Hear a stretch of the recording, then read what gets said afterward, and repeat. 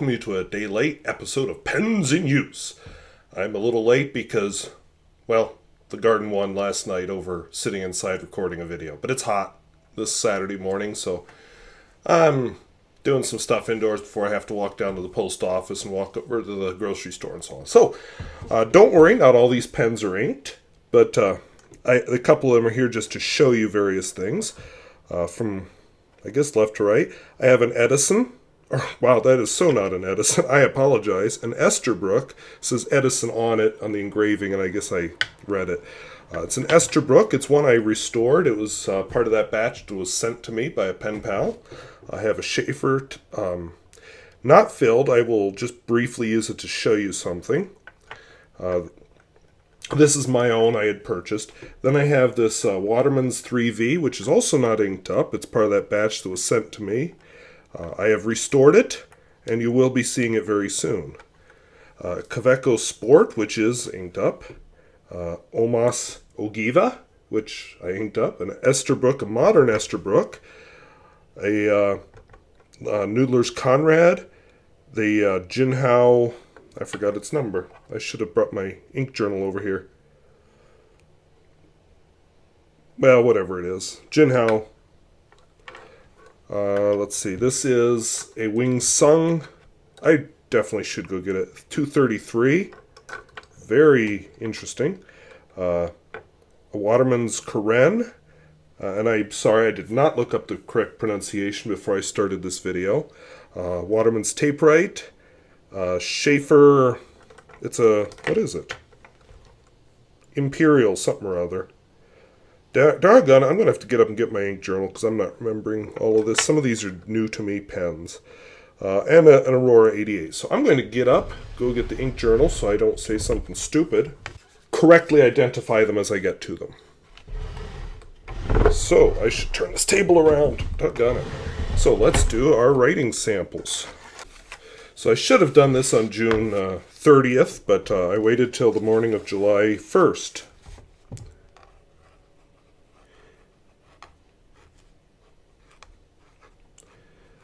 One thing I found with this particular Esterbrook nib is it's kind of scratchy. It has no tipping. I need to decide how I feel about that. It's supposed to be one of the more flexible ones. It's a 2048. So, if I had my pens over here, I'd show you how this one compares to some of the other Esterbrooks.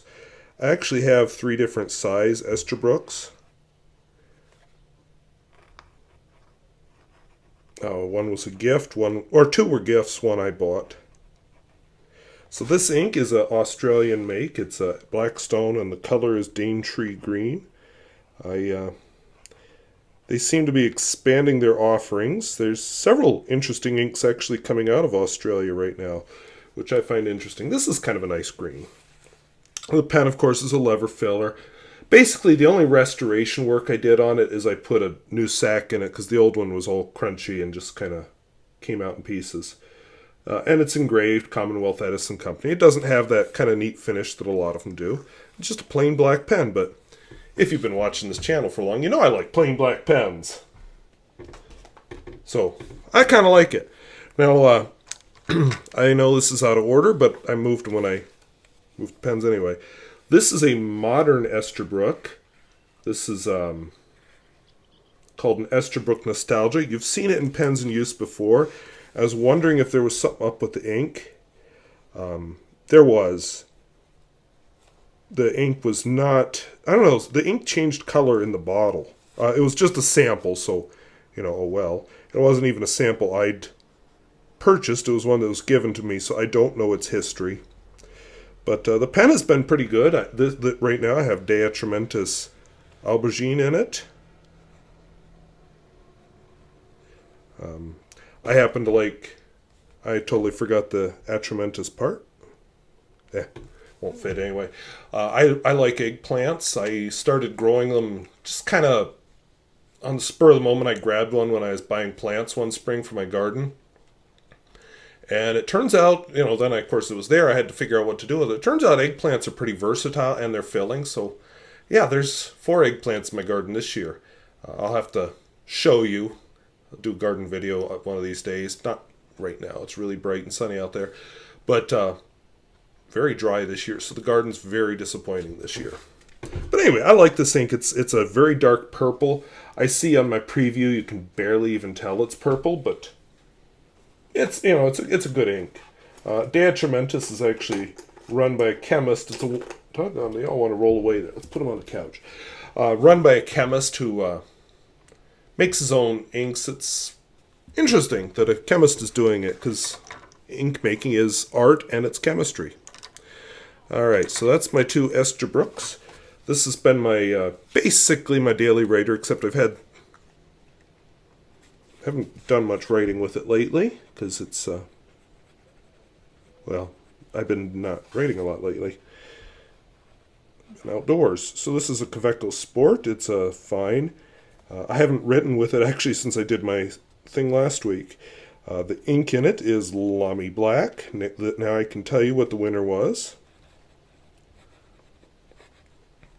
By the way, burned myself on the top of the oven. Getting a lid off of some bread. I have a recipe where I make bread in a Dutch oven, and in the process of lifting it off, I lifted it a little too high. In my Noodler's Konrad, same as last week.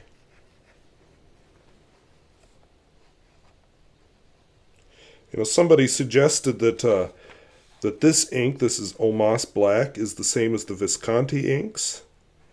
I'll be honest, it's a okay black. It's nothing special. I bought it mostly because the Omas no longer exists, so I thought, I have a bottle of Omas Gray, which I guess I'll do that next. I kind of like the bottles. They're sort of neat looking, so yeah, I just bought it for no reason last summer or fall sometime. Alright, this is another pen I bought, the discontinued. I was lucky enough to find it. It wasn't quite the color I would have chosen had I had a choice, but So this is an Omas Ogiva. It's a cocktail model. I want to say vodka lemon or something. I have the extra flexibile nib. It looks like extra fine, doesn't it? In the medium. If I had my way, I would have picked a fine. Still the extra flexibile. This is, so far, the only pen that makes this ink work. Otherwise, this Omas Gray is just too pale. So this pen just gushes ink. It's a little piece of history. Omas is no longer. There's talk of reviving the brand, so they may come back at some point, but I suspect they won't be the same. It'll probably be something like Esterbrook, where it's just a totally new deal. This is a Jinhao I eyedroppered. Not using it up very fast. Let's see, a Jinhao what?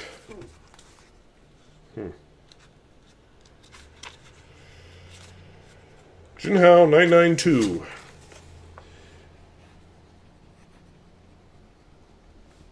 It seems to be holding its seal very well.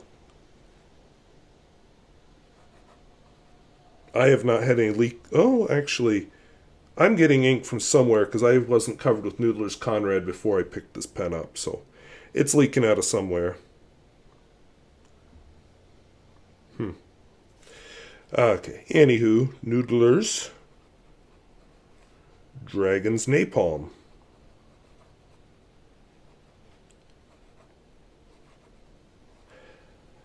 It's kind of fun watching ink slosh around in a demonstrator, but I'll be honest, I'm not really a demonstrator guy. Or I shouldn't say demonstrator guy. A lot of these are demonstrators. I'm not really an eyedropper guy.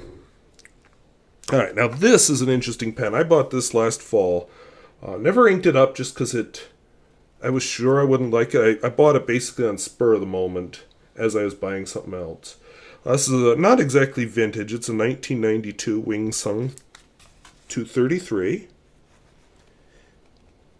I will tell you that it doesn't have the best seal on it. The ink gets dark. Oops, 233, not 222. Gets dark overnight, but it doesn't dry out either. The ink, which does not dry out in other pens, is Kyonooto.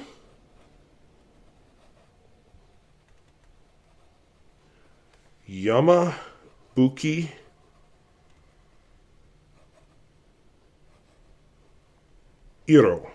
And I am told that iro in Japanese means color, so that kind of makes sense. It's supposed to be like a reddish gold flower, whatever that means. Now, this is kind of neat. It's that nib says Sheaffer to me. Oh, I have a little too dark for looking at details of a pen.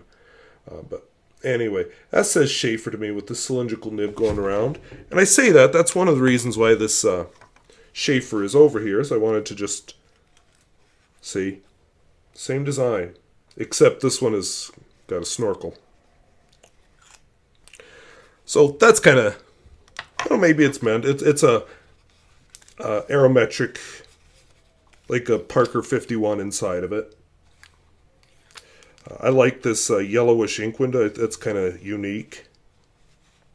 So not a bad pen. It's not, one I doubt any collector is going to be desperately searching for it, but whatever. Then my Aurora 88 is still going strong. It's almost out, but since it's still in there, 88. Vintage, of course. My budget says no to the modern one. Plus, I don't really buy pens in the summer anyway. I might buy the new Platinum that's coming out, just because I see that they have a double broad nib. And I kind of like the concept. This is Jentle ink, it's not hardcore. But yeah, I don't typically buy pens in the summer because my last paycheck was the beginning of June and I won't get another one until September 20th. And even though I have a budget and I know exactly where my funds are going, you get those nerves about spending money when no more is coming in for a long time. So I just don't. And it hasn't steered me wrong yet. Let's see here. This one I may get inky fingers. This is a Waterman's Taperite. I tried repairing another one. Apparently these can be challenging. Some are easy, some are challenging. They're kind of a Waterman's answer to a Parker 51. Back filler. This is a Canadian version. The US versions were more likely to be slip caps. And the cap on the Canadian version is steel, whereas the US version would be aluminum. But anywho, this is an ink sample that was sent to me. Which is why I can't remember what it is. It's an attractive blue-black.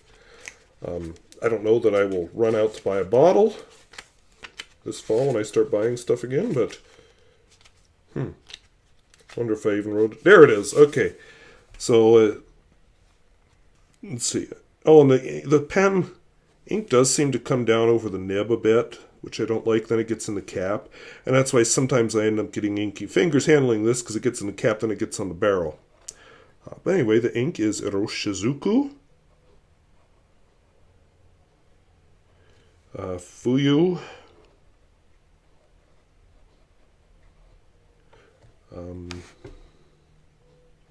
Syogun. Like I said, nice blue-black. I don't know, nothing too wonderful. I did break one of these. It was one of those free ones I was given. Trying to get this off, the section, and it actually broke up here. And I didn't feel so guilty anymore when I saw that the section actually had kind of like a lip on it and glue and so on. So I felt, a little guilty because I really didn't want to destroy a pen, but whatever. It was free and happens. This one is a Sheaffer something or other. Sheaffer Imperial. It's a interesting pen. Interesting kind of filler anyway. It's a touchdown. Touchdown. I have another one I'm going to try to fix. Another one of the free ones. So this is probably outside my comfort zone right now. But so this is the other reason I have this snorkel filler out. With a touchdown, you don't have the snorkel, but what you do have now, of course, with the snorkel, you extend the snorkel first and get your ink. So when I review this pen, I'll talk about that. But then you pull this out, and there's a piston in here and a bladder inside. When you push this down, it squeezes the bladder, and then when it gets to the end of its stroke, the bladder can open back up and pull in ink. The only thing with the touchdown is it adds a snorkel to the deal. So since this actually has ink in it, I'm not going to demonstrate that for you, or I'll get a mess. But it's kind of the cheaper version of a snorkel, I guess. So this is a Sheaffer Imperial 2 Deluxe, so it's from the 70s. The one I'm going to repair is kind of similar. I don't have it over here, so I won't show you. It looks like I need to get a new sack and some O-rings, so it'll be a more involved repair. This is an ink that's discontinued, Montegrappa. They came out with all new colors that are just more intense. I'm a little sad about that because I do like this Montegrappa Bordeaux quite a lot. I did find another bottle because my bottle is I only have about a quarter of the bottle left because I like the ink that much. So, you know, when I run out of the next bottle, I run out. I'm not going to hoard ink or anything. I say with way more bottles than any human being needs behind me. All right, one more pen here that's inked up, and then I will mention something else. So this is a Waterman's Carene, and I may be mispronouncing that because I didn't look up how to pronounce it. But it is in the marine amber finish, so it's a very, what would you call that? Very dark amber, shiny. I bought it used. I wasn't really looking. It's supposed to be somewhat like the hull of a ship, I guess. Carene means hull, and I don't mean the hulls on a nut. It means ship. Now, one thing I noticed right away when I got it, there's the nib. It's still not perfect. There's the finial. They weren't lined up. Now, I'll discuss this more thoroughly when I review the pen, but if you open her up, this piece unscrews. This can then be moved around so that everything lines up properly. You may have to flip it upside down in order to pull that off, but, you know, it is what it is. So this is a Waterman. I don't think they're called Watermans anymore. I think they're just called Waterman. And I had a few drops of this sample left, and I tried it in this pen. It won't work on this paper, but on really shiny paper, like Tomoe River paper, I actually am finally seeing the sheen with this pen. So another Australian ink, Robert Oster, Fire and Ice.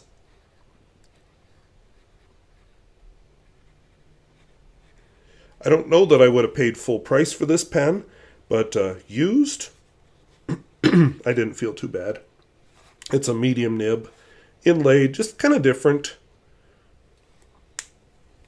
So very wet writer. And then this pen is not inked up, but I'll show it to you. This is a Waterman's 3V.